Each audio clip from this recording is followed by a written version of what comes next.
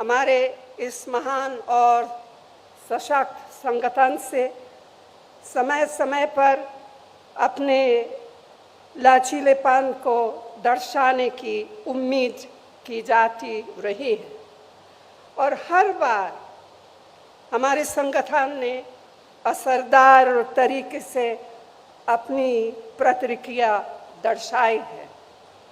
एक बार फिर हमसे यह उम्मीद की जा रही है कि हम अपना साहस, हौसला और समर्पण की भावना का परिचय दें।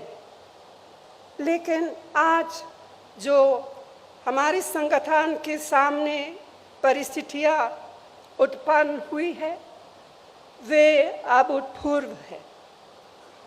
असाधारण परिस्थितियों का मुकाबला असाधारण तरीके से ही किया जा सकता है, इस बात के प्रति मैं पूरी सचेत हूँ।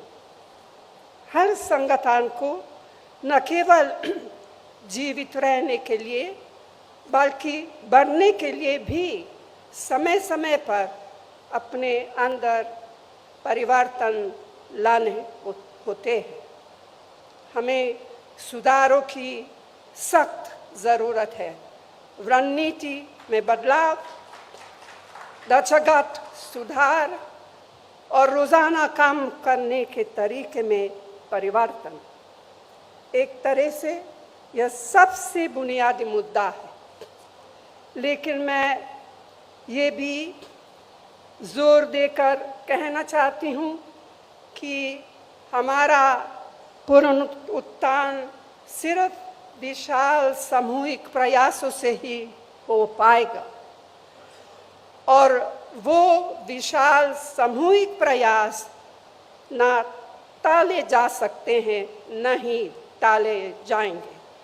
यह शिविर इस लंबे सफर में एक प्रभावशाली कदम है। हमारे लंबे और सुनहरे इतिहास में आज एक ऐसा समय आया है जब हमें अपनी निजी आकांक्षाओं को संगठन के हितों के अधीन रखना होगा। पार्टी ने हम सभी को बहुत कुछ दिया है। अब समय है कर्ज उतारने का।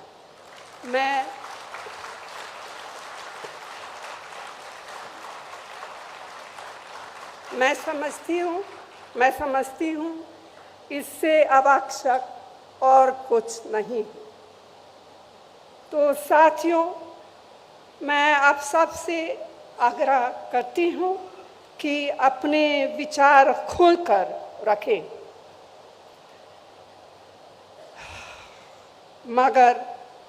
मगर बाहर सिर्फ एक ही संदेश जाना चाहिए: संगठन की मजबूती, दृढ़ निश्चय और एकता का संदेश।